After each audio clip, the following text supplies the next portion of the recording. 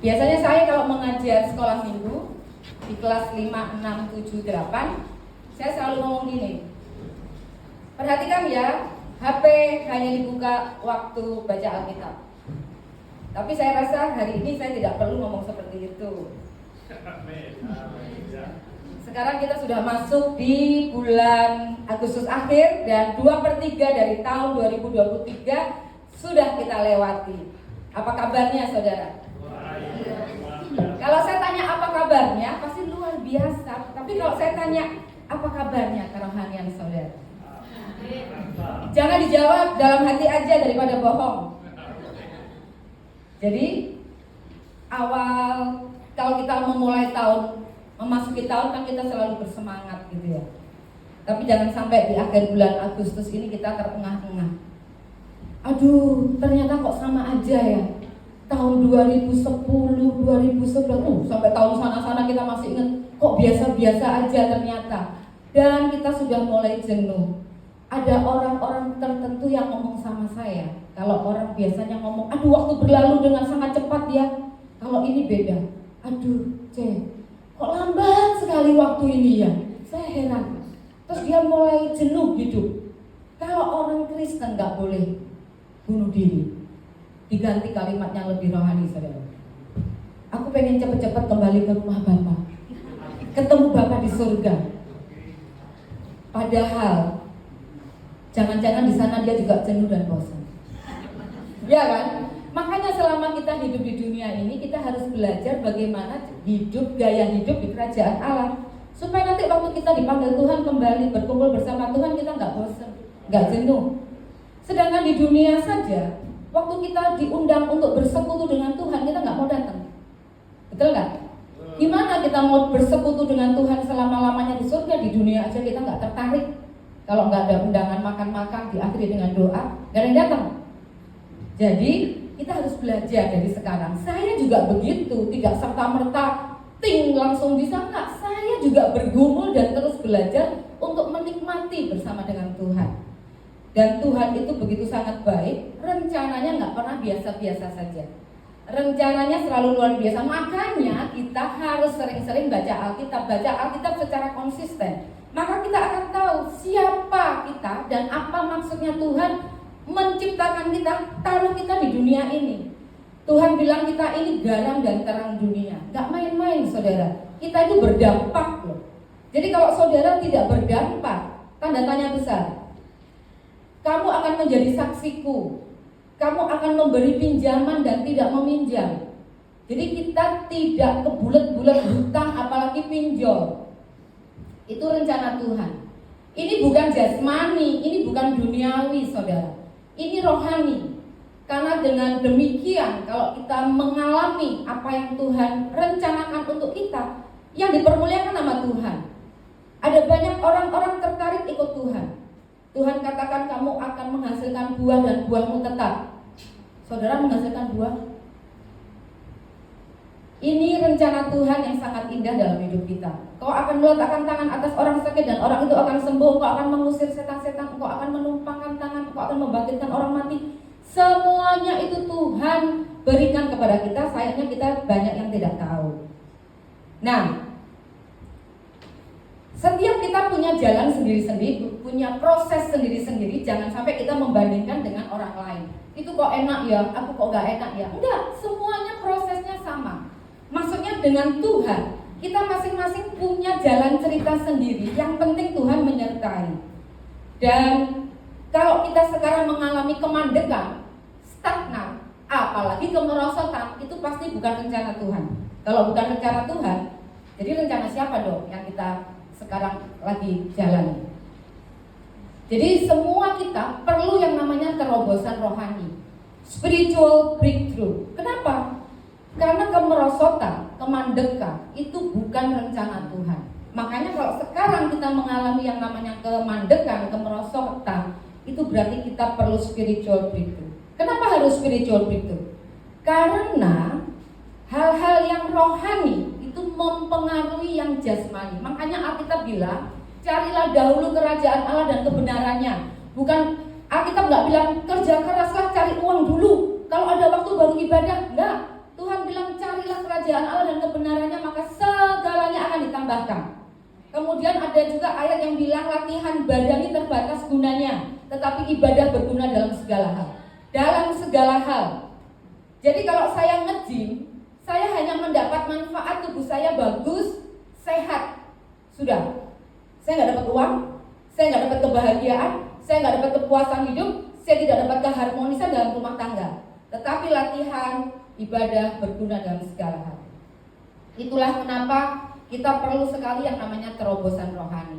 Apa itu terobosan? Terobosan itu artinya tindakan aktif untuk mendobrak, menembus, gitu ya. Jadi ada tindakan aktif. Dan pencapaian kita yang kita alami sekarang ini itu bukan akhir. Yang namanya pencapaian itu kita akan seperti perjalanan dari pencapaian yang satu ke pencapaian berikutnya, demikian seterusnya. Makanya selalu ada terobosan. Dan kalau saudara selama ini mengalami yang namanya gajiku kok segitu aja sih, berarti saudara perlu terobosan rohani. Kalau saudara merasa omsetku kok segini aja, saudara perlu terobosan rohani. Kalau selama ini saudara nggak pernah berani menginjil, saudara perlu terobosan rohani. Kalau saudara selalu merasa minder, nggak enak, nggak nyaman kumpul sama teman-teman, selalu menyendiri, selalu kabur, saudara perlu terobosan rohani. Dan kalau saudara sekarang merasa jenuh pelayanan, bosan, saudara perlu terobosan rohani. Dan pada saat yang sama, iblis tidak mau saudara mengalami terobosan. Iblis selalu menipu kita, membuat segala tipu daya, tipu muslihat supaya kita kalah. Kita tidak mengalami itu semua. Kenapa? Kita baca ya, kenapa sih kok kita kalah? Efesus 6 ayat 11. Kenakanlah seluruh perlengkapan senjata Allah supaya kamu dapat bertahan melawan tipu muslihat iblis. Jadi ternyata kenapa seringkali kita kalah? Karena kita tidak pakai seluruh perlengkapan senjata Allah. Kita lihat ya, apa sih perlengkapan senjata Allah itu? Kita baca dari ayat ke-13 sampai ke-17. Sebab itu ambillah seluruh perlengkapan senjata Allah, supaya kamu dapat mengadakan perlawanan pada yang jahat itu dan tetap berdiri sesudah kamu menyelesaikan segala sesuatu. Jadi berdirilah tegap, berikat pinggangkan kebenaran dan berbaju sirahkan keadilan. Kakimu berkasutkan kerelaan untuk memberitakan Injil damai sejahtera. Dalam segala keadaan pergunakanlah perisai iman, sebab dengan perisai itu kamu akan dapat memadamkan semua panah api dari si jahat. Dan terimalah ketopong keselamatan dan pedang roh, yaitu firman Allah. Jadi saudara, peperangan melawan iblis itu sesuatu yang sangat serius. Jadi kalau saudara merasa nggak perlulah gitu-gitu, saudara sudah masuk tipu dayanya, saudara sudah terperangkap. Kalau saudara merasa jadi orang itu nggak usah fanatik, saudara sudah tertipu, saudara sudah masuk perangkapnya. Makanya iblis tidak pernah keberatan saudara pergi ke gereja. Dia tidak akan pernah keberatan. Begitu saudara nyampe ke gereja, dia akan tiupkan perasaan nyaman dan ngantuk. Makanya saudara akan, supaya nggak ngantuk gimana nih? Kalau orang lain supaya nggak ngantuk, dia akan catat khotbah. Kalau yang masuk perangkap setan, perangkap iblis, dia akan scroll IG lah, Shopee lah, apa aja akan dilihat untuk menghilangkan rasa ngantuk. Dan iblis tidak keberatan saudara pergi ke gereja, tetapi begitu saudara ke gereja, saudara, khotbahnya itu aku sudah tahu. Dari lahir aku sudah Kristen, ceprot langsung nangisnya haleluya. Jadi gak perlulah itu ditawari pemuritan, gak perlulah. Saya pernah ada Bu Siti, ada Justin, ada Muli, ketemu orang, kita cerita, kita ini perlu pemuritan, perlu belajar. Gak perlulah, yang penting Yesus. Ada yang ngotot teman-teman, tapi nanti kalau ketemu orang ini, nanti aku bawa ke pendetaku lah kalau ada yang nanya. Saudara tahu, dia sudah terperangkap oleh tipu daya iblis. Karena apa? Firman Tuhan mengatakan kita harus jadi murid, bukan datang ke gereja aja. Jadi perhatikan, tipu muslihat iblis sangat tipis, halus, dan membuat kita terperangkap. Petrus ketemu Yesus sendiri. lihat mujizat sendiri. Tapi lihat akhirnya, dia menyangkal Yesus 3 kali. Lah kita ini apa? Ketemu nggak pernah, benar? Kita hanya baca dari Alkitab. Terus kita nggak mau belajar pemuritan, merasa sudah tahu, nggak perlulah itu. Iblis ketawa, aduh ini aku sentil sedikit, ambruk ini. Iya kan? Dan kita akan perhatikan apa senjatanya yang harus kita pakai. Yang pertama, di situ dibilangnya berikat pinggang kebenaran. Yang ayat itu ya, berikat pinggang kebenaran. Sebelumnya ayatnya. Kalau di dalam bahasa Inggris itu lebih jelas, the belt of truth tied around your waist. Jadi fungsi ikat pinggang sebelum tahun 1920. Jadi gini, tahun 1920 ikat pinggang itu dipakai untuk mengikat celana supaya tidak melorot. Tapi sebelum tahun itu ikat pinggang itu dipakai untuk yang berbau militer atau hiasan. Jadi kita nggak pernah lihat kan tentara yang lagi bersiap nggak pakai ikat pinggang. Pernah lihat nggak? Kedodoran seragamnya, kemudian bawa senjata di posko penjagaan ke sini. Nggak ada. Mereka selalu siap. Kita bercandain supaya dia ketawa, dia nggak ketawa. Dia benar-benar siap. Dan yang menopang itu ikat pinggang. Ikat pinggang di sini yang dibilang Tuhan adalah ikat pinggang kebenaran. Maksudnya apa ikat pinggang kebenaran? Hidup kita harus ditopang oleh prinsip-prinsip firman Tuhan dan tidak berkompromi dengan prinsip dunia. Jadi saudara perhatikan, kalau saudara selama ini masih kompromi dengan prinsip dunia, artinya saudara tidak pakai senjata ini. Saudara tidak pakai ikat pinggang kebenaran. Biasanya orang itu kalau kompromi selalu ngomongnya gini, udahlah Cek, sekali-sekali gitu kan, udahlah Cek, untuk menghormati apa aja. Ini kan aku masih coba-coba, nanti enggak kok. Itu namanya kompromi. Jadi kalau kita juga diumpamakan sebagai prajurit Tuhan ya, kalau kita baca di 2 Timotius 2 ayat 3. Jadi kita ini juga harus senantiasa memakai yang namanya ikat pinggang, prinsip-prinsip firman Tuhan di dalam kehidupan kita. Jadi kita misalnya di dalam bisnis tidak boleh mengkompromikan prinsip-prinsip iman kita demi keuntungan. Anak-anak muda, jangan kompromikan prinsip-prinsip firman Tuhan demi jodoh. Kalian bisa lihat orang-orang yang sudah menikah. Menikah itu tidak semudah kata-kata I love you. Beneran.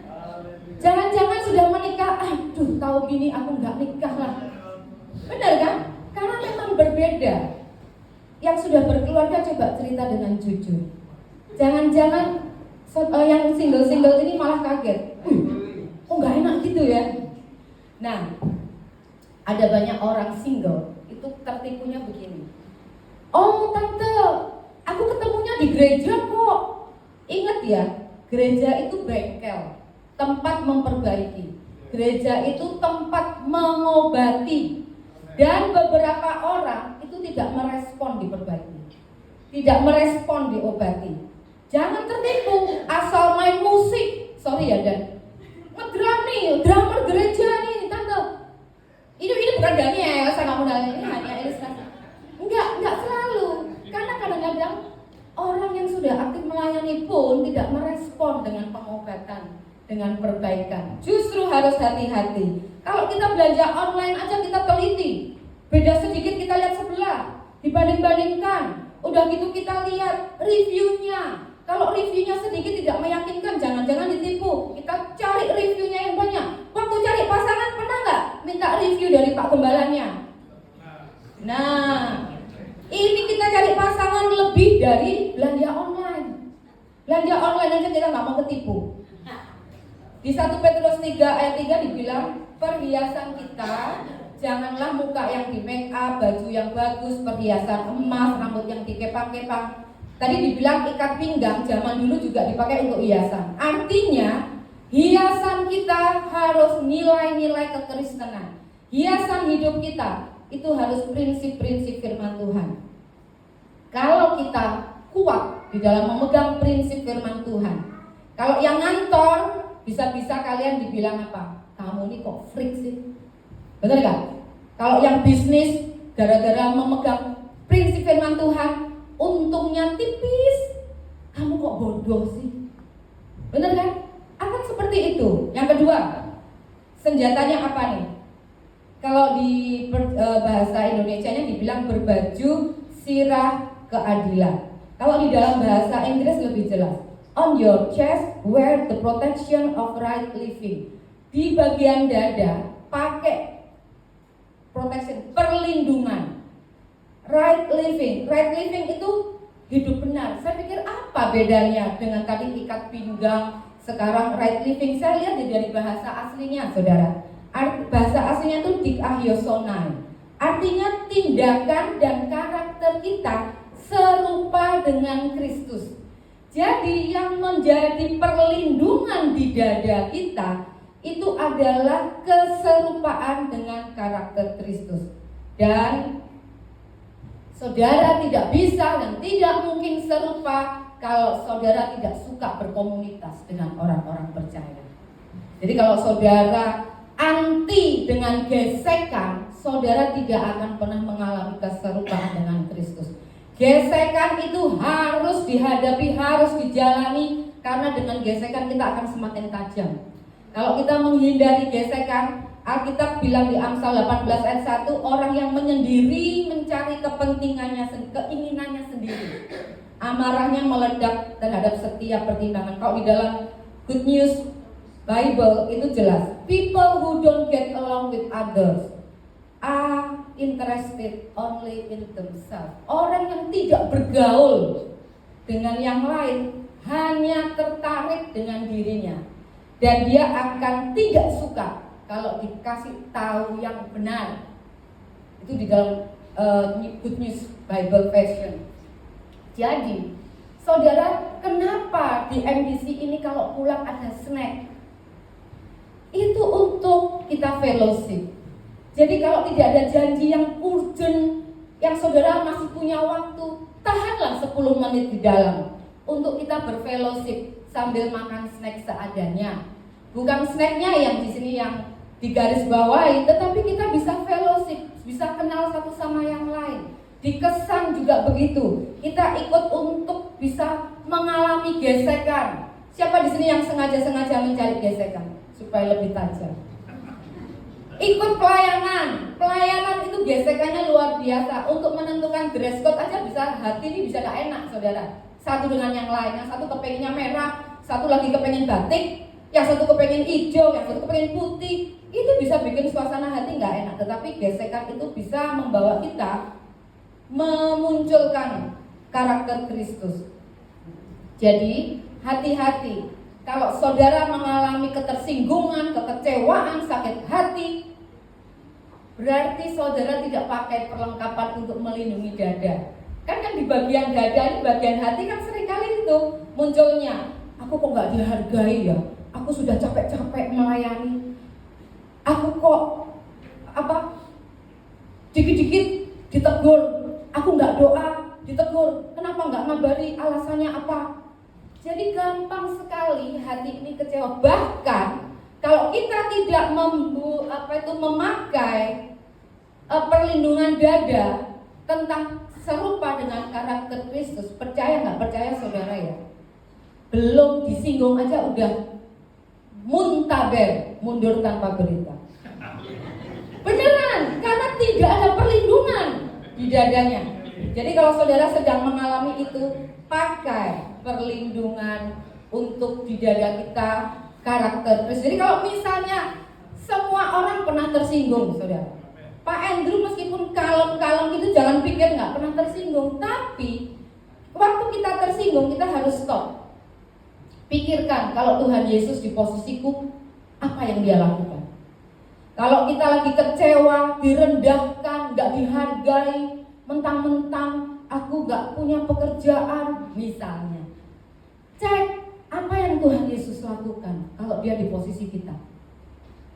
Bener kan? Waktu Yesus mau disalib, kurang direndahkan apa dia? Disakiti sebegitu rupa. Apa yang Yesus lakukan? Jadi ketersinggungan pasti akan dilemparkan kepada kita. sakit hati pasti, tetapi reaksi.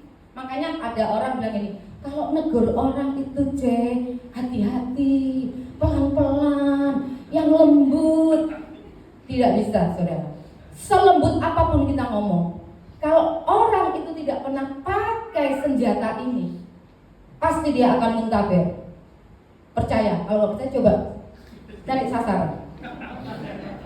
Yang ketiga senjatanya apa? Sepatu kerelaan memberitakan Injil. Dalam bahasa Inggrisnya lebih jelas, on your feet, wear the good news of peace to help you stand strong. Jadi kita harus pakai sepatu untuk memberitakan Injil, untuk menolong kamu berdiri kuat, tegak.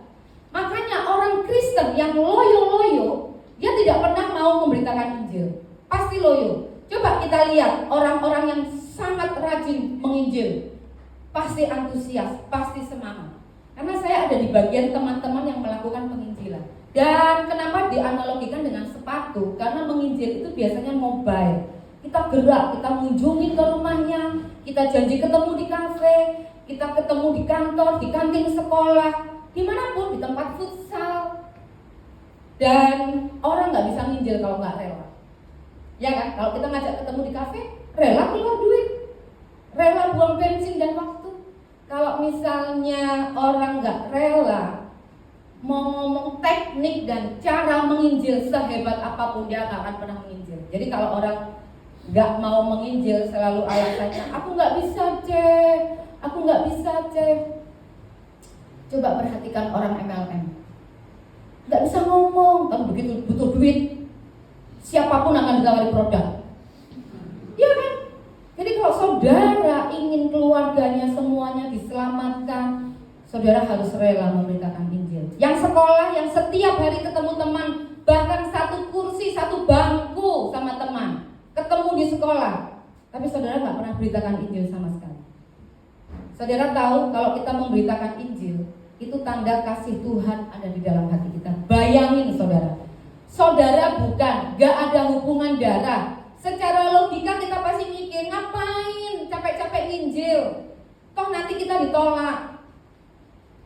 Biarlah dia, siapa kita sih mau masuk neraka, ya sudahlah biar masuk. Betul kan? Kalau kita gak ada kasih Tuhan itu masa bodoh. Tetapi saudara-saudara yang di sini yang pernah didatengin orang dan diinjilin, saudara harus tahu bahwa orang itu mengasihi saudara.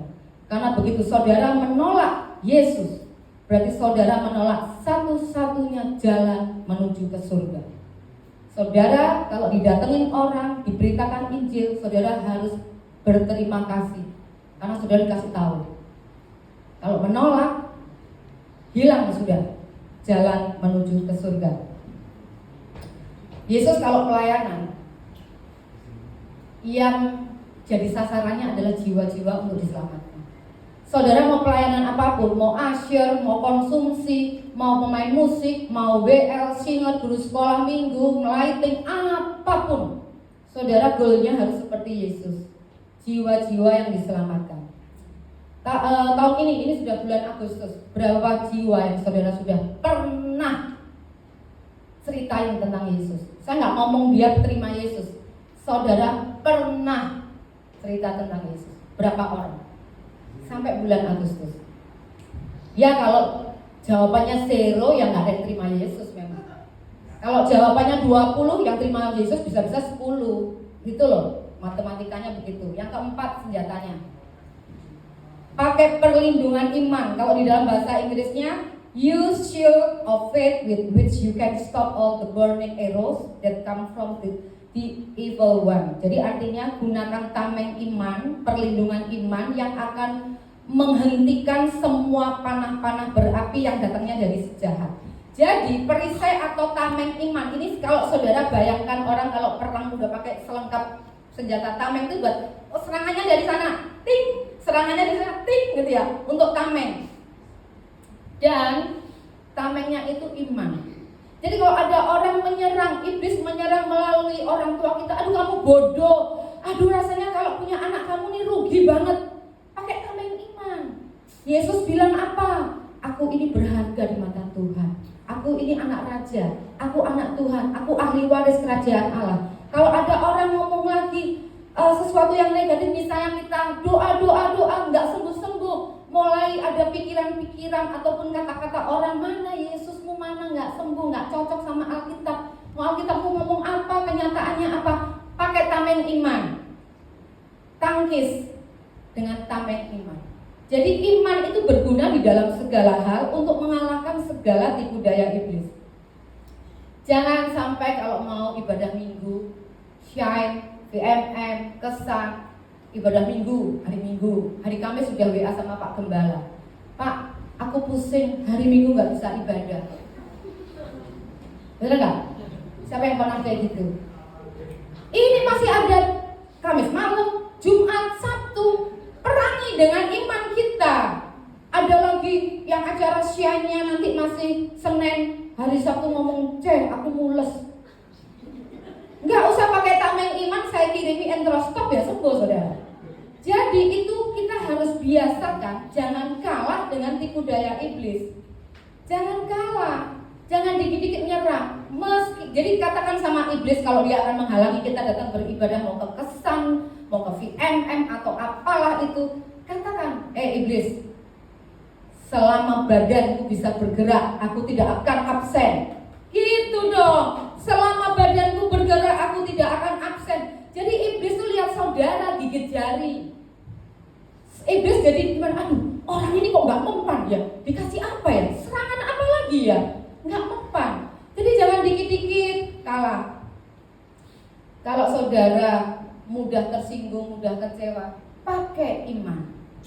Filipi 4 ayat 8 bilang semua yang benar, yang mulia, yang adil, yang manis, yang sedap didengar, yang disebut kebajikan dan patut dipuji, pikirkanlah semuanya itu. Seringkali kita ini kalah. Mungkin lebih banyak wanita-wanita yang kalah. Karena yang begitu dia mengalami serangan, langsung pikirannya negatif. Melihat orang negatif, disapa negatif, enggak disapa negatif. Bingung nggak coba? Karena apa? Karena nggak pernah pakai tameng iman. Jadi kalau ada orang yang nggak nyapa kita, oh mungkin memang aku ini invisible, nggak terlihat, ya nggak apa-apa. Jadi harus pakai iman sehingga kita ini bisa kuat. Yang kelima, pakai keselamatan sebagai topi baja. Dalam bahasa Inggrisnya accept God's salvation as your helmet. Jadi supaya kita menerima keselamatan, saudara harus bertobat. Dan kita tidak akan mungkin menang melawan tipu daya iblis kalau kita tidak ada Yesus di dalam hati kita. Tidak mungkin tidak ada Yesus, tidak mungkin kalau kita tidak menerima Yesus kita bisa menang. Karena kita disebut lebih dari pemenang karena ada Yesus di dalam hidup kita. Yang keenam, senjatanya pedang untuk menyerang, yaitu firman Tuhan. Di dalam bahasa Inggrisnya take the sword of the spirit, that sword is the teaching of God. Jadi kita ini harus ambil pedang, dan pedangnya itu adalah firman Tuhan. Jadi ada banyak orang ikut DK dan HB, pemuritan yang ada di gereja ini itu sudah merasa bangga karena nggak ketahuan, nggak ngisi buku, saudara. Pamer ke temennya, kamu ngisi, aku gak, Om Andrew nggak tahu. Malah bangga karena nggak ngisi. Iblis tidak takut saudara ikut pemuritan BK ataupun HB atau Crown atau apapun itu, iblis nggak takut. Yang iblis takutkan kalau saudara pakai firman itu untuk menyerang dia. Bagaimana kita bisa menyerang dan pakai firman? Buka Alkitab, ngisi buku DK HB aja males. Ada yang HB sampai selesai, saya lihat bukunya bersih, saudara. Saya suka sekali murid DK saya yang hari Sabtu. Ada Arjen, ada Serlita, ada Lili. Oh, kalau Serlita, saudara lihat buku DK-nya. Tempelannya kertas warna pink. Tulis, tempel. Tempel. Itu berarti waktu kuliah rajin. Seperti itu. Jadi kalau saya tanya, review, lupa, dia buka catatannya. Jadi nggak ada yang miss sama sekali. Dan kalau kita nggak suka baca Alkitab, apalagi menghafal, itu saudara nggak akan mungkin waktu dapat serangan, saudara nggak akan kepikir untuk pakai firman Tuhan. Saya saksi sedikit, saya ikut Mother Wise ini saudara, waktu dikirim bukunya dari Surabaya, saya taruh aja, saya nggak buka-buka. Saya pikir ya biasa-biasa lah ya, ikutnya pakai Zoom. Begitu sudah mendekati harinya, saya buka itu bukunya. Waduh, ternyata satu bab itu minimal ada 14 lembar. Lembar loh ya. Terus bacaannya itu banyak, ngisinya tuh perlu mikir juga. Jadi begitu saya tahu gitu, waduh gak mungkin ini saya bisa mendadak ngisi seperti kita kalau mau DK hari Selasa, hari Senin. Ini gak mungkin bisa. Jadi setiap saya mempersiapkan Mother Wise, tanya sama Pak Andrew kan lagi belajar di depan komputer. Saya tuh sama nih, aduh ada lagi ngisi. Aduh, awalnya begitu karena saya ini gak suka baca. Itu tulisan semua. Akhirnya saya beli stabilo. Saya baca yang penting-penting, saya stabilo. Dan saya tidak kerjakan mendadak. Apakah diperiksa buku saya sama pengajarnya dari Surabaya? Enggak. Sama sekali gak dibahas waktu kita Zoom.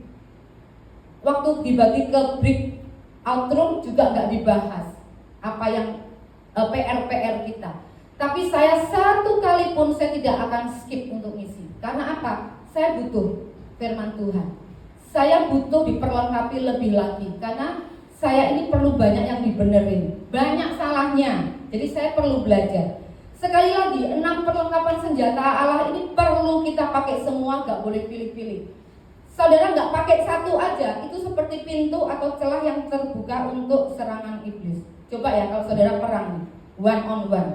Saudara sudah pakai ketopong keselamatan, bajunya sudah dipakai semua, tapi saudara sudah nangkis serangan, musuh semakin dekat. Ini musuhnya juga ngeyel, semakin dekat. Wah, pada saat sudah pada jarak untuk menusuk pakai pedang. Nah, saudara nggak punya pedang. Apakah saudara mau dorong-dorongan? Ini pertandingan serius melawan iblis, bukan seperti 17 Agustusan. Kita bisa ketawa-ketawa bercandaan, ya kan?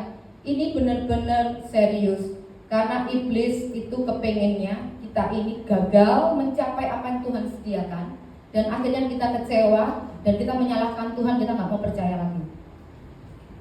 Setiap kita akan mengalami terobosan rohani, iblis selalu menghalangi. Jangan berhenti. Kalau berhenti pasti kalah. Kita harus terus. Gereja yang menjangkau itu pasti diserang habis-habisan. Iblis berusaha memecah belah, bikin orang bertengkarlah, perpecahan terjadi. Makanya kalau kita kepengen ada terobosan di dalam gereja ini, semuanya harus pakai selengkap senjata Allah. Ada yang bolong satu aja, ini troublemaker di dalam jemaat, akan dipakai setan untuk mengacau balaukan gereja. Dan kalau kita ingin mengalami terobosan rohani, nggak bisa dihindari, pasti kita mengalami yang namanya peperangan rohani. Saya kasih tahu tanda-tandanya. Kalau kita sebentar lagi sudah dekat dengan terobosan itu. Yang pertama, kita akan mengalami macam-macam peperangan rohani. Ini selesai, ganti ini selesai, ganti ini. Itu tandanya saudara sudah dekat dengan spiritual breakthrough. Makanya saudara jangan lepaskan senjata-senjata yang kita pakai. Kemudian iblis akan mengirim, ini hati-hati, iblis akan mengirimkan berkat palsu. Saudara akan berpikir, aduh aku diberkati, udah puas. Terus saudara pikir itu dari Tuhan, dan itu yang terbaik dari Tuhan. Salah saudara. Seringkali yang ini yang dilakukan oleh iblis. Dia kirimkan berkat palsu sehingga saudara merasa sudah cukup. Ini dari Tuhan. Padahal enggak. Tuhan itu beyond apa yang kita pikirkan. Berkatnya itu melebihi sampai kita bisa menjadi berkat. Bisa menjadi berkat, hidup berkelimpahan. Kemudian ada satu lagi, kalau spiritual breakthrough itu sudah dekat, tandanya iblis akan membuat saudara mengalami sakit hati, tersinggung, kerjaan lembur terus, target makin besar. Untuk apa? Semuanya itu dikasih sama setan. Untuk mengalihkan fokus kita dari Tuhan dan supaya jalan kita melambat. Hati-hati dengan distraction yang dikirimkan oleh iblis, membuat kita itu teralihkan, membuat jalan kita melambat dan kita tidak mencapai terobosan padahal sudah dekat. Kemudian iblis akan mengirimkan ke pikiran kita itu keraguan-raguan dan putus asa. Kita pikir, aduh kalau kayak gini tambah sulit, gak bakal sukses. Aduh gak bakal sembuh nih. Aduh gak bakal berubah nasibnya, ya kan? Aduh pernikahanku gak bakal bisa dipulihkan. Jadi iblis itu akan menyerang keraguan-raguan, keputusasaan. Itu tandanya spiritual breakthrough itu sudah dekat. Jangan berhenti. Kemudian iblis akan mengirimkan ketakutan. Takut gak bisa, takut masa depan, takut 1 bulan gak cukup. Ada banyak ketakutan yang bisa dilemparkan oleh iblis. Dan yang terakhir, ini yang banyak terjadi, tandanya spiritual breakthrough sudah dekat. Kita akan mengalami yang namanya kelelahan. Ada banyak orang ngomong, aduh cek, ini beneran kejadian. Saya menyiapkan firman Tuhan ini 2 minggu sebelumnya itu Tuhan udah kasih saya impression untuk menyampaikan ini. Makanya waktu Pak Andrew, kan saya modelnya gini, saya terima tugas di jadwal ada. Tapi kalau menjelang hari H saya nggak bisa, gampang, tinggal suami yang gantiin, maksudnya gitu. Tapi 2 minggu sebelumnya saya sudah dapat impression dari Tuhan. Jadi saya udah tahu kemana, apa yang harus disampaikan. Nah, hari Jumat ada teman yang WA, setelah aku melayani, setelah aku aktif, ini kurang lebih kata-katanya begitu, aku ini ternyata ya tambah sering jengkel, tambah sakit hati. Pokoknya tuh nggak ada yang positif yang dibilang. Betul nggak kalau aku mau berhenti nggak pelayanan? Saya jawab ini, salah. Saya tuh kalau tanya sama saya saudara, jangan pikir saya akan menjawab dengan bunga-bunga. Saya ditanya, benar nggak Salah. Lah iya kan, nggak perlu kata pengantar, pendahuluan dan akhiran. Ya salah. Terus dia jawab lagi, bisa nggak kasih tahu apa alasannya? Maksudnya alasannya kenapa kok salah? Terus saya bilang gini, minggu ikut Zoom, dengar khotbahku. Apa yang saya jelasin panjang lebar, ikut dengerin khotbah aja. Karena saya heran, kok cocok juga. Jadi saudara harus tahu, kelelahan, capek, merasa, aduh aku nih kok pelayanan kok tambah jadi gini. Saudara pikir saudara melayani, saudara pasti mau mengubah orang. Makanya saudara frustasi. Dipikirnya kalau kita melayani, terlibat di kepengurusan, saudara akan bisa mengubah orang sesuai dengan keinginan saudara. Saudara akan merasa frustasi. Padahal kalau kita melayani Tuhan, yang berubah itu kita, bukan orang lain. Kita yang diubah. Jadi ingat Yesaya, Yeremia, itu nabi-nabi besar yang tidak ada hasilnya di dalam pelayanan. Kalau di secara manusia, mereka itu adalah orang-orang yang gagal. Tetapi apakah di hadapan Tuhan dia gagal? Enggak. Yang Tuhan lihat itu adalah kita tuh taat. Kita itu mau, bukan masalah kemampuan dan sebagainya. Masalah hasil itu Tuhan nggak peduli karena Tuhan mau mengubah kita. Ada banyak juga orang sudah mulai bosan kalau WL, singer, pemain musik juga mungkin. Karena saya bertahun-tahun dulu juga ada di pelayan mimbar. Itu kalau pertama kali mendapat tugas, saudara, waduh, datangnya lebih awal, persiapan, doanya banyak. Karena grogi kan, kalau kita tampil itu grogi, persiapan. Begitu sudah waktu berlalu, saudara, kadang-kadang datang, lagunya apa ya? Lagunya apa ya? Belum dipersiapkan. Jadi mulai kalau dulu bingung pakai baju apa, bagus mungkin. Kalau sekarang bangun kesiangan kasih air aja di sini. Sisir pakai tangan kalau cowok datang ibadah. Karena apa? Memang manusia itu seperti itu. Dia akan kalau terus-menerus berulang, dia akan mengalami kejenuhan. Dan nanti jangan dibilang begini, aduh ini kok rutinitas ya. Kalau rutinitas berarti kita supaya nggak rutin gimana? Skip ya satu minggu, jadi minggu 1 dan ketiga ibadah, minggu keempat dan minggu kedua dan keempat nggak ibadah. Itu artinya tidak rutin, tante. Salah. Rutin atau tidak rutin itu bicara sikap hati. Kalau kita benar-benar mempersiapkan, kita rindu, mau seminggu 3 kali ibadah juga bukan rutinitas, saudara. Masalahnya kalau kita merasa itu rutinitas, karena saudara memang tidak ada hubungan secara pribadi dengan Tuhan. Pelayananmu akan menjadi beban. Padahal kalau kita mengucap syukur, aduh aku punya talenta ya. Aduh, aku kok dipercaya ya sama gereja ini untuk melayani. Aduh, aku ini kok bermanfaat ya, banyak orang diberkati melalui pelayananku. Itu kita berguna. Kalau orang merasa berguna, nggak bosan hidup itu, saudara. Jadi kalau saudara sekarang mulai bosan, ibadah, sepi pula ibadah, gitu-gitu juga, saudara kok mengalami kelelahan dan saudara melawan itu, saudara tipu daya iblis melalui ini semua tidak akan berhasil. Spiritual breakthrough sudah dekat dengan saudara. Jadi jangan lupa, jangan berhenti, terus pakai. Kalau saudara merasa dari 6 senjata ini mana yang saudara masih pakai lepas, pakai terus. Ada yang nggak sama sekali nggak pernah dipakai, belajar pakai perlengkapan senjata Allah semua. Supaya, saya minta pemain musik dan singer untuk maju. Jadi supaya kita ini bisa berdiri kuat, mengalahkan tipu daya iblis. Kita dibawa oleh Tuhan dari satu kemuliaan kepada kemuliaan yang lain. Kita dibawa Tuhan mengalami terobosan yang satu menuju ke terobosan yang lain terus menerus. Saudara bayangin kalau kita mengalami terobosan demi terobosan, hidup itu sangat bergairah.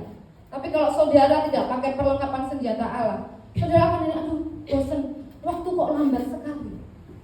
Dan saudara nggak akan menikmati kehidupan yang Tuhan anugerahkan.